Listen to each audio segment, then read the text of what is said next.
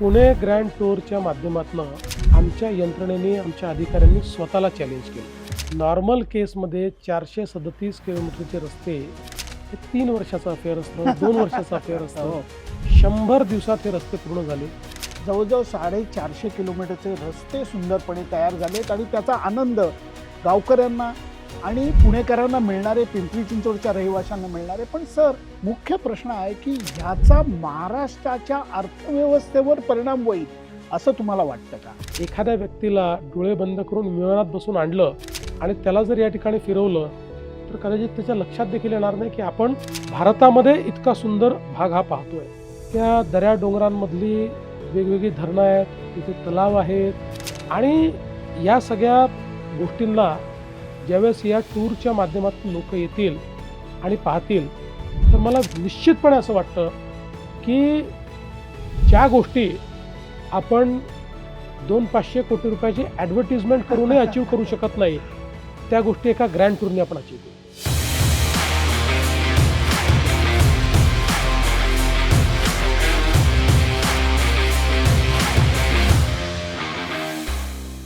नमस्कार खेळप्रेमींनो, मित्रमैत्रिणींनो, कसे आहात तुम्ही सगळे? पुणे ग्रँड टूर अगदी काही दिवसांवरती आलेली आहे. हे ऑर्गनाईज करणाऱ्या 5 महत्त्वाच्या अधिकाऱ्यांची आपण गप्पा मारलेल्या आहेत. परंतु एक त्याच्यातला सर्वात महत्त्वाचा अधिकारी राहिलेला होता. योगायोगाने ती गोष्टसुद्धा आज जमून आलेली आहे आणि त्या महत्त्वाच्या अधिकाऱ्याची मनातली मतं आज आपण जाणून घेणार आहोत. पुणे ग्रँड टूरच्या बाबतीत नाव आहे देवेंद्र फडणवीस सर. सर, खूप आनंद झाला. Absolute pleasure. मला पण फार खूप आनंद झाला. सर, एकदम साधा प्रश्न, तुमचं आणि सायकलचं नातं काय? खरं म्हणजे माझं आणि सायकलचं नातं लहानपणी सुरू झालं. कारण म्हणजे जेव्हा आम्ही लहान होतो तेव्हा सायकल मिळणं म्हणजे आपण थोडं मोठं झाल्याची ती एक साईन होती. आणि मग शाळेमध्येही सायकलने जायचो. आणि त्या काळामध्ये मला आठवतं की एअर शोज व्हायचे. तर ते एअर शोज पाहिल्यानंतर आम्ही सगळे मित्र इन्स्पायर व्हायचो आणि सायकलनी फॉर्मेशन्स करायचो ते एअर शो सारखे. आणि कोणी पाहायला तर येणारच नव्हतं, पण आमच्या स्वतःला फार आनंद व्हायचा. अशा म्हणजे सायकलनी कुठे फिरायला जाणं, पिकनिकला जाणं, अशा अनेक गोष्टी सायकलनी करायचो. त्यामुळे कॉलेजपर्यंत सायकल ही रेग्युलर होती. मग स्कूटर वगैरे, जरा मग मोटरसायकल चालवायला लागलो. आणि त्यानंतर मग सायकलशी संबंध थोडा कमी झाला.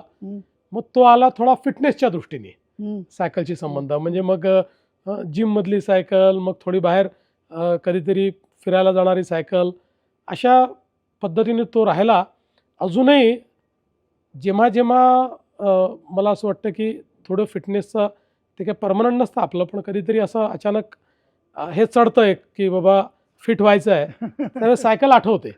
काय खरोखर नातं असतं सर, कारण पहिलं वाहन असतं आपलं ते. एक्झॅक्टली. आणि त्याच्याशी जी नाळ जोडली गेलेली बिलकुल. असते ती कधीच जात नाही. त्याच्यात खरं बालपण दडलंय असं मला वाटतं. तुम्हाला एक अजून मजेची गोष्ट सांगतो की माझा भाऊ आणि मी असे आम्ही दोघं जण होतो.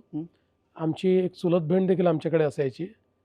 तर म्हणून सायकल घेताना एक जेंट्स सायकल घेतली होती, एक लेडीज सायकल घेतली होती. बरं.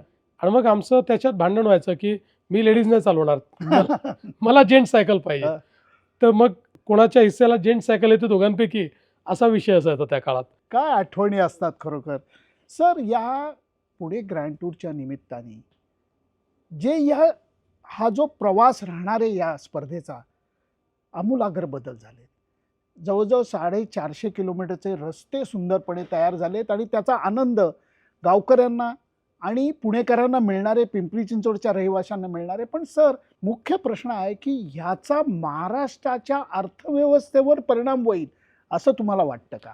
सगळ्यात पहिली गोष्ट म्हणजे एक प्रिन्सिपल आहे, चॅलेंज युअर सेल्फ. आणि पुणे ग्रँड टूरच्या माध्यमातून आमच्या यंत्रणेने, आमच्या अधिकाऱ्यांनी स्वतःला चॅलेंज केलं. नॉर्मल केसमध्ये 437 किलोमीटरचे रस्ते हे 3 वर्षाचा अफेअर असतं, 2 वर्षाचा अफेअर असतं. 100 दिवसात हे रस्ते पूर्ण झाले. त्या रस्त्याची क्वालिटी आणि स्टँडर्ड हे कुठल्याही आंतरराष्ट्रीय स्टँडर्डपेक्षा कमी नाही, किंबहुना त्याहीपेक्षा ते चांगले आहेत. त्याचा सरफेस, त्याचा इंडेक्स, जेवढी मानकं आहेत त्या सगळ्या मानकांवर ही रस्ते पूर्ण उतरतात. आणि आता ही रस्ते झाल्यानंतर केवळ पुणे ग्रँड टूर पुरतं ही रस्त्यांची मर्यादा नाही आहे. हं, हं. पुण्याच्या पर्यटनाला, पुण्याच्या व्यवसायाला, पुण्याच्या मॅन्युफॅक्चरिंगला पुणे एक प्रकारे सप्लाय चेनचं सेंटर आहे. हां. त्यामुळे सप्लाय चेन म्हणून पुण्याला याचा खूप मोठा उपयोग होणार आहे. एक प्रकारे हे रस्ते पुण्याची पुढची वाटचाल डिफाईन करणारे आहेत. कारण एक तर अशा भागामध्ये रस्ते झाले आहेत की जो फार सिनिक एरिया देखील आहे. दुसरं, ही जी सगळी गावं या रस्त्यांमुळे ती जोडलेलीच होती, पण आता ती अशा पद्धतीने जोडली जात आहेत की बिझनेस वाईज किंवा लॉजिस्टिक वाईज या गावांना त्याचा मोठा फायदा मिळणार आहे. त्यांच्याही, कारण हा सगळा भाग जो आहे इथला शेतकरी हा होतकरू आहे. तो आपला शेतमाल एक्सपोर्ट देखील करतो. त्यामुळे त्याला त्याचाही फायदा मिळणार आहे. ओव्हरऑल तुम्ही जर म्हटलं तर एक मल्टिप्लायर इफेक्ट हं. या रस्त्यांचा होणार आहे.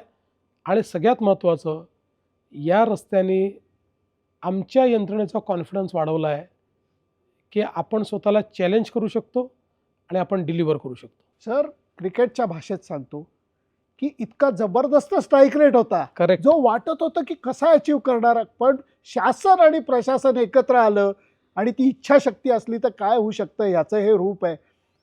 सर, क्रिकेट देवाच्या कृपेने मी जग फिरलो आहे आणि जेव्हा बाहेर फिरून मी महाराष्ट्रात येतो आणि परत इकडं भटकायला लागतो, काही कमी नाही हो सर. समृद्ध वारसा आहे, पाण्याचे सुंदर साठे आहेत, संतांची भूमी आहे, शिवरायांचे पाऊलखुणा आहेत. कुठेही आपण या क्षेत्रात कमी नाही आहे. समृद्ध वारसा आहे सर. तो जगापुढे एका छान पद्धतीने मांडण्याचं, ते प्रतिबिंब उमटवण्याची ही सुवर्ण संधी असं वाटतं का? 100% सुवर्ण संधी आहे. बघा, अशा प्रकारचा एखादा ग्रँड टूर जो असतो हे खेळापुरतं मर्यादित नसतो. त्याचा जो मल्टिप्लायर इफेक्ट आहे तो तुम्हाला एक डेस्टिनेशन म्हणून त्या ठिकाणी एस्टॅब्लिश करतो. जगाच्या पाठीवर टुरिझममध्ये जे डेस्टिनेशन्स तयार झालेले आहेत त्या प्रत्येक डेस्टिनेशनला एक युनिक अशा प्रकारचं फीचर आहे. ते फीचर फिक्स डेटमुळे सगळ्यांना त्या ठिकाणी आणतं आणि तिथनं ते टुरिझम करता त्याचा एक मल्टिप्लायर इफेक्ट उभा होतो. या ठिकाणी हेच होणार आहे. कारण जसं तुम्ही सांगितलं की इतकी सिनिक ब्युटी आहे या ठिकाणी, विशेषतः पश्चिमी घाटामुळे. आणि माधव गाडगे साहेब नुकतेच गेले आहेत, त्यांना आपण श्रद्धांजली देऊया. पण त्यांनी आपल्याला पश्चिमी घाटाचं महत्त्व सांगितलं आणि त्यांच्यामुळे पश्चिमी घाटाचं संवर्धन आपण केलं आहे. आणि आज आपण पाहू शकतो, अनेक वेळा वेगवेगळ्या देशांमध्ये आपण जातो, एखाद्या व्यक्तीला डोळे बंद करून विमानात बसून आणलं आणि त्याला जर या ठिकाणी फिरवलं तर कदाचित त्याच्या लक्षात देखील येणार नाही की आपण भारतामध्ये इतका सुंदर भाग हा पाहतोय.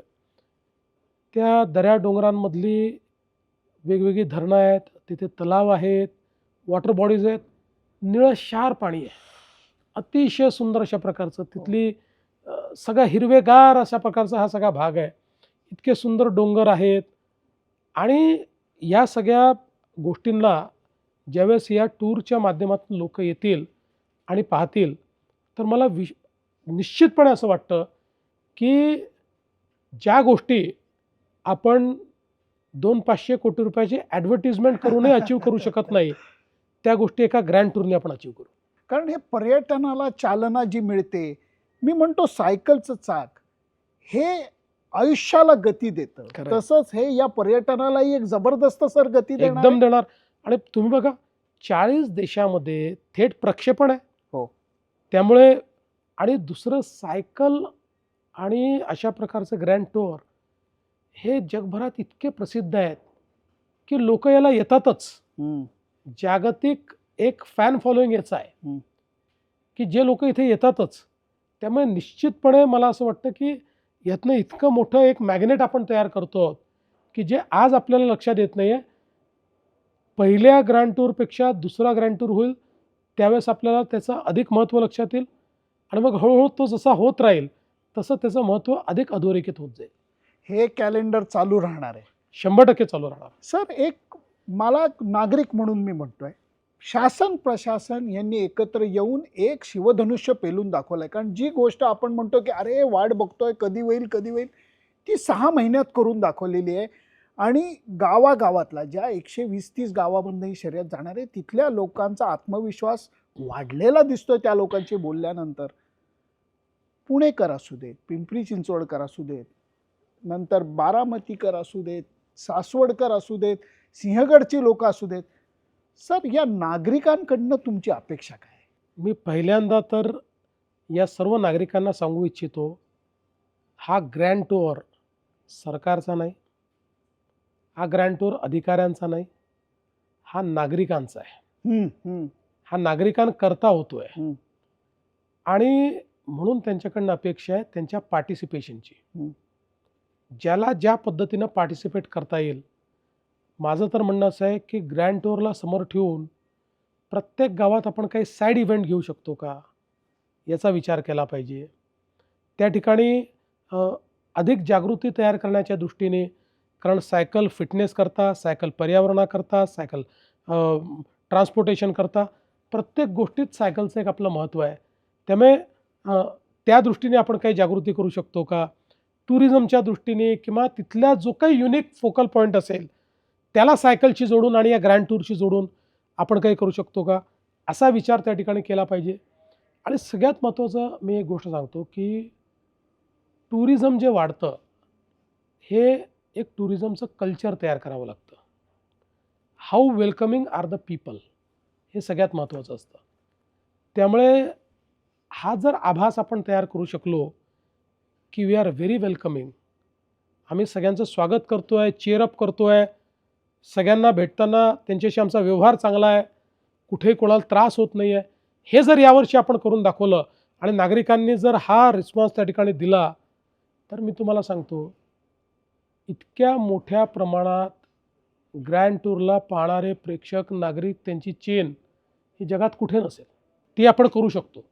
आणि ती एकदा जर झाली तर हा सुरू होणारा इव्हेंट हळूहळू जे काही जगात ग्रँड टूर होतात त्यातला एस इव्हेंट म्हणून याला आपण एस्टॅब्लिश करू.